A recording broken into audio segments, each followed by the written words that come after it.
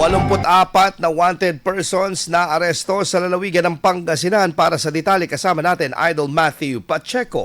104.7 IFM Report.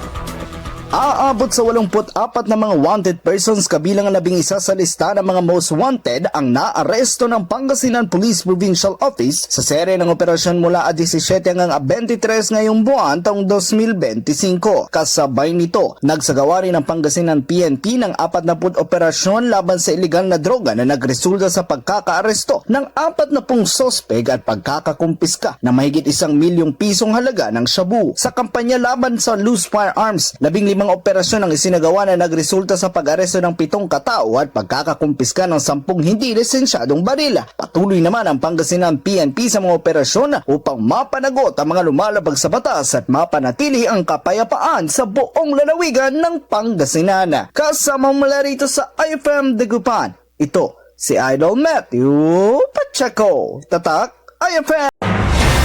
IFM News. IFM News. IFM News.